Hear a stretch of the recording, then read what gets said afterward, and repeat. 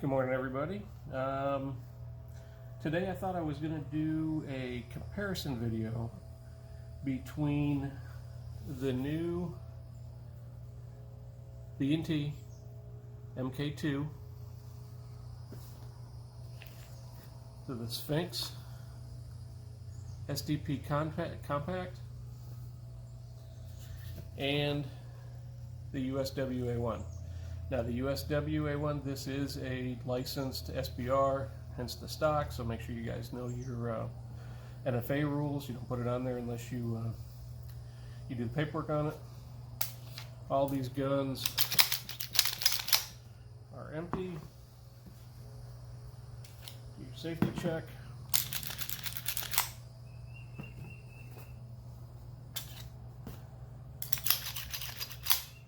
Okay. So my first impression of this is the video is basically for the new MK II.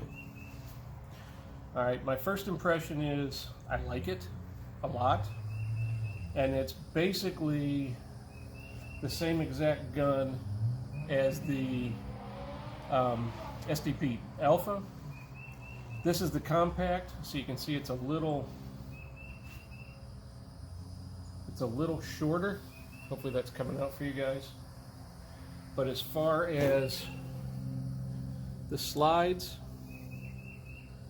it's exactly the same gun. Now I did put a green fiber optic here on the front, which I'm going to do to the SDP because it basically pops. I don't know if that's coming out so you can see it or not. But it glows. So it's much easier for people like me that have crappy eyesight. This is also a factory aftermarket barrel.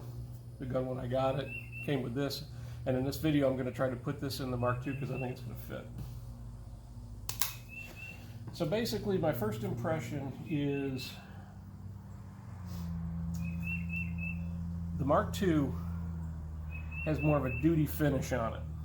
Okay, the top slide is finished about the same as the USW-A1.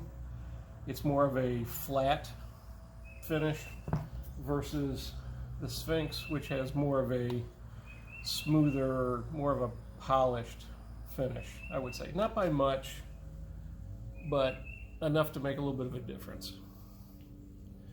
Now the bottom on the lower on the Sphinx is much smoother than the Mark II. This has more of a texture to it, and it's not quite a color match. This is almost a it's a black with almost a green tint to it, which is a little bit weird. On the B&T, I mean, it's definitely on the USW, it's a match on the bottom. Color match is a little bit off on this. Now I will have to tell you that I really like, not necessarily the function of the hammer lock, but it makes a perfect thumb rest while shooting. I mean, perfect. It's much better than the decocker as far as I'm concerned, because you've got some leverage there that you can get on it. Now, on the Sphinx, I added the Modern Weapon Systems trigger spring upgrade. So we're down to about a 3-pound trigger on this. Very, very smooth. And double action is probably 4 pounds, and single action is probably 2 maybe. That's got the purple spring in it. I had a leftover yellow spring that I put in here. So right now the trigger pull is at about 4, which is better than factory because I think it was almost 6 when I got it. And this is probably 5 or 6. Now the only issue that I had was I did not replace the firing pin spring because I didn't have an extra one. I had to use it when I did the upgrade on this one. So I shot some Federal 115s and some S&B 124s. I had some light primer strikes on the Federal. The primers must be harder on that ammo than it was the S&B. S&B ran flawlessly, had no issues, but I'm going to have to change out the firing pin spring in order to make this more of a reliable gun with the lighter hammer spring in it. Something else that I noticed was, or just an FYI for you guys. So the cleaning kit that comes with the Mark II is basically the exact cleaning kit that comes here with the Sphinx. When you open this up, it's got your brushes and your cleaning rod and everything in there, which is basically this exact kit. Okay, so if you were curious what that looks like, that should give you an idea. It comes with 2 of the 17-round B&T mags. And of course, obviously, you've got the cutout here for the Shield RMS red dot.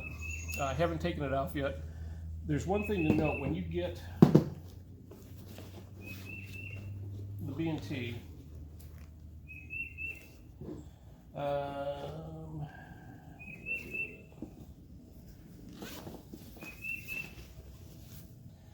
comes with this little bag with a sight tool, and then these 2 stainless dowels.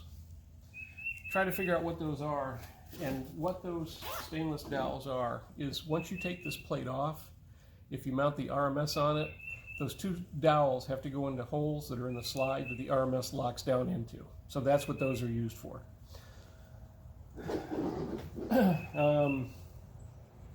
All right, so let's break these down real quick.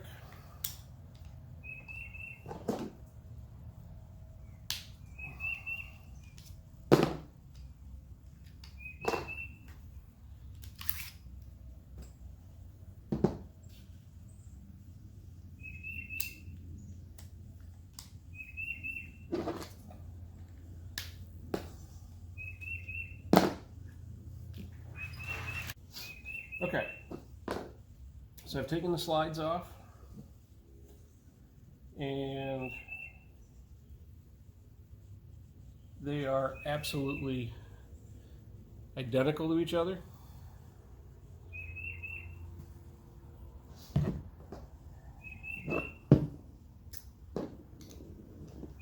And remember, this has got the left-handed threads on it, so it unscrews differently. This is Sphinx barrel.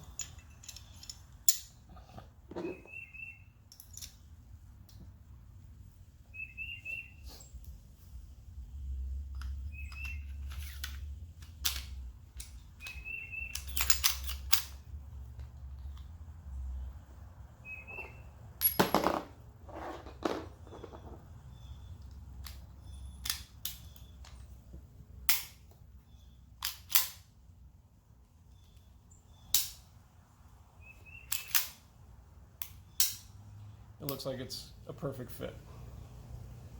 Now, disclaimer: I haven't fired, haven't shot this with this barrel in it, so I'm not saying that it's advocating that it's going to work. I'm just saying it's a perfect fit.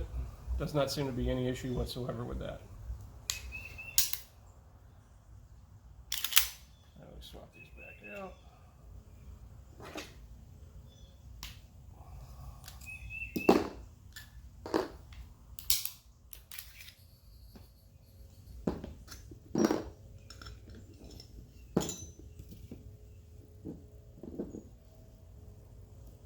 Now, it's interesting to note that the B&T has a little cutout. I don't know what the significance of that is, but there's a little cutout groove in the bottom of the barrel. B&T, the Mark II, has the same rainbow case hardening on the slide.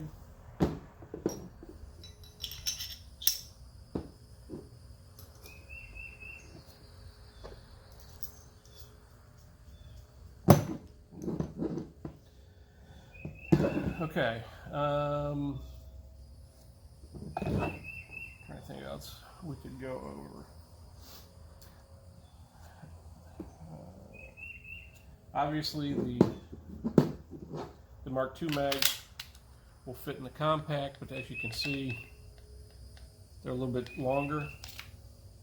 The compact mags will fit in the Mark II, but they don't lock in because they're not long enough.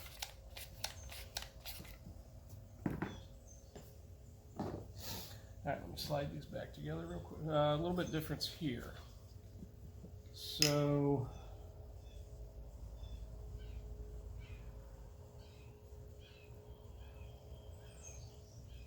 these lowers are identical. Actually, here's an interesting test. Here's the Mark II.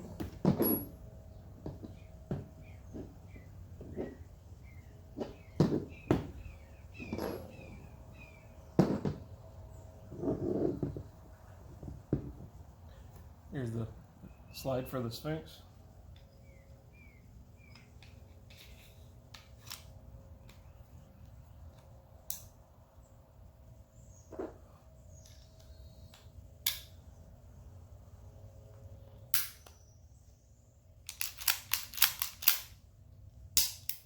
Now again, I'm not saying that it's safe to fire it this way,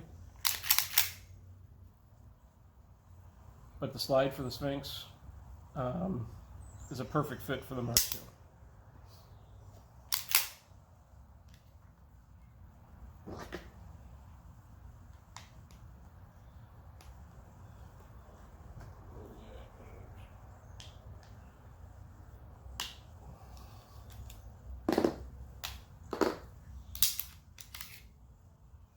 So basically,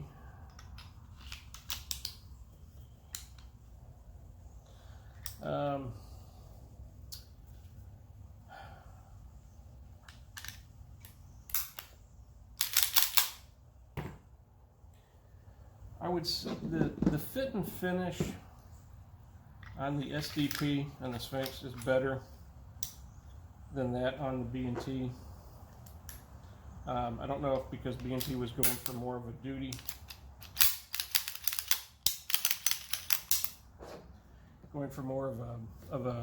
duty type finish, which I'm assuming they probably were.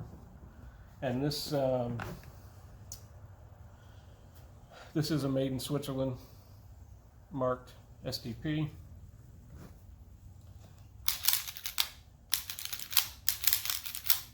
Feels like the recoil spring. I know it's, now granted this has only got about maybe 30 to 50 rounds through it.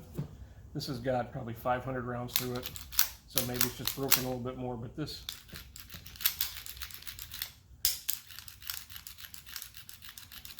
I mean, that feels like it's on ball bearings. This one's close, but not quite as smooth. And then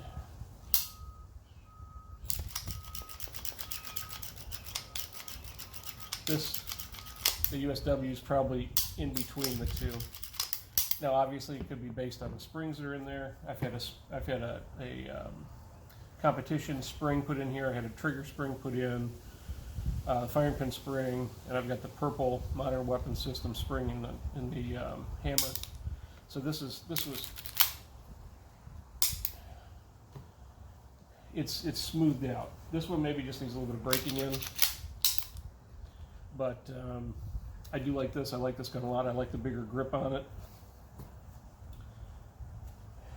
And let's see if you guys can see this. I do like the thumb rest on here. The adjustable sights are nice.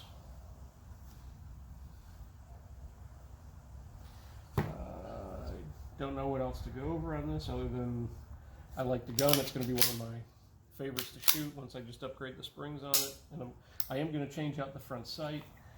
And the front sight is identical to the Sphinx. So if I get the replacement fiber optic that I bought for this, it'll slide right into here. So that's not going to be an issue whatsoever.